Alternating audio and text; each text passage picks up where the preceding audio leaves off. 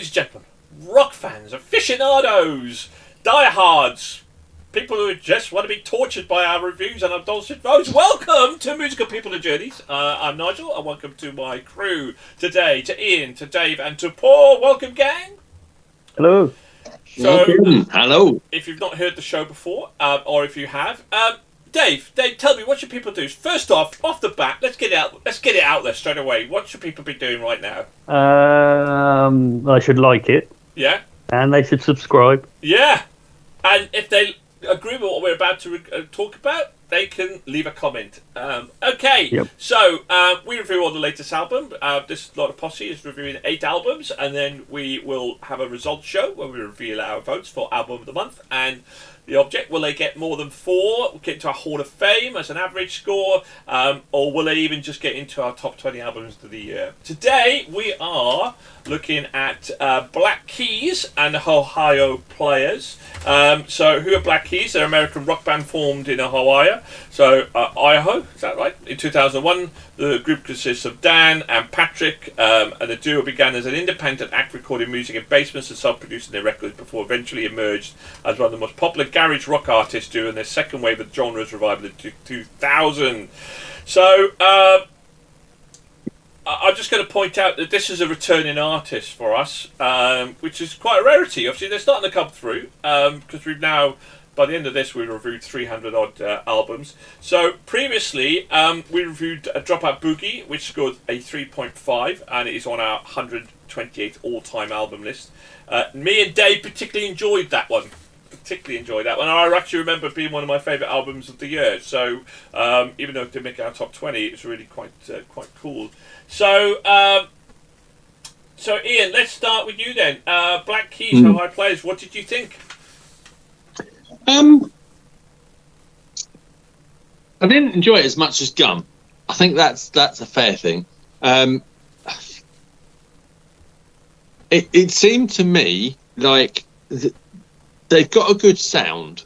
It's consistent, but their sound is listening to really good box sets on Netflix and copying the music they hear from it.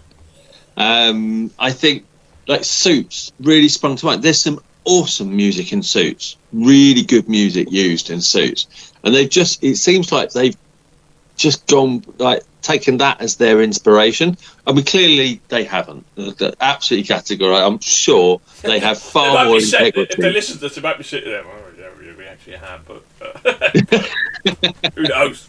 Well, I'm going to play devil's advocate and say of no band would do. I mean, every band needs influences, but I don't think any band would absolutely rip something like that that we review 100%. But it was.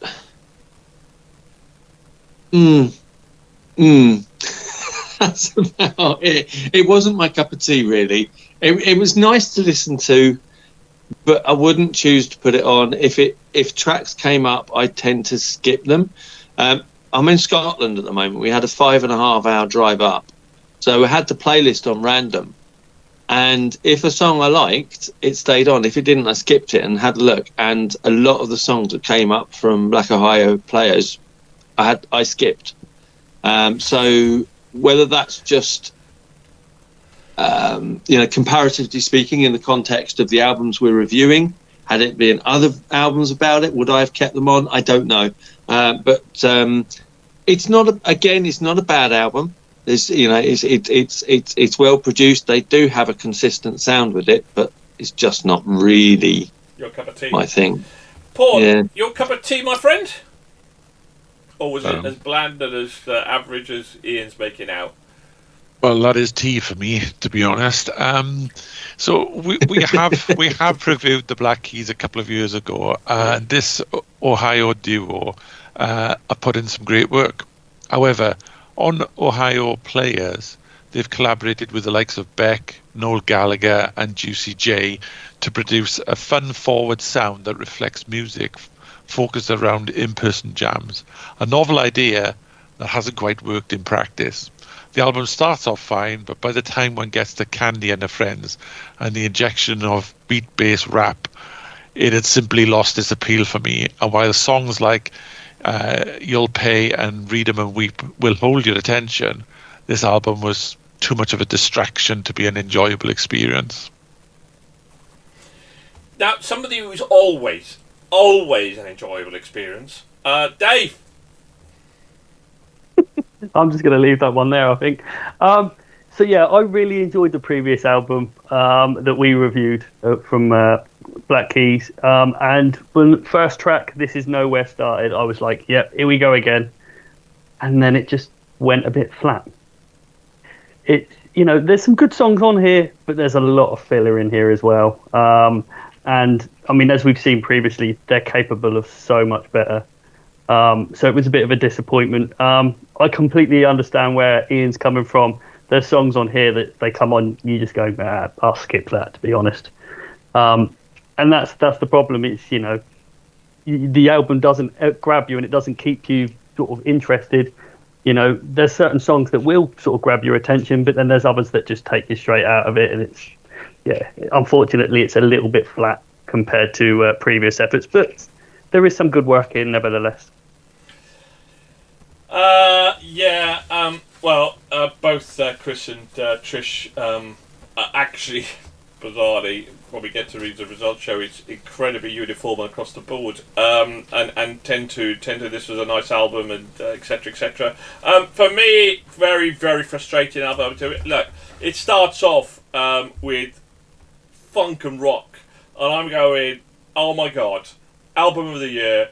Here we come, because I love a little bit of funk, and I love it when funk is mixed in beautiful with rock, and it just really gets me going. And then I don't know what happened. It just goes off into so many different directions, and it just wasn't very good. It was just, but there was something. Maybe the first 2 or 3 tracks was that funky kind of rock scene. And then they went to rap, and then none of it really worked for me. And if you're going to do rap rock, you've got to really do it really well. I don't think they did it really well at all. I mean, again, I tip my hat off for actually trying something new and different. But just for me and my personal taste, it just really didn't kind of hit that nail in. And it's a shame, because right at the beginning, favourite tracks, Don't Let Me Go. Funk rock, loved it. And then I'm thinking, brilliant. And then, it kind of fizzled out. So, what do you think, guys? Leave your comments and check out to see whether about 8 albums that we're reviewing with this posse, where it gets to. Will it get to album of the month? We will find out. In the meantime, thank you to my panel, to Paul, to Dave, and to Ian, and we'll be right back with another review. Goodbye, everybody.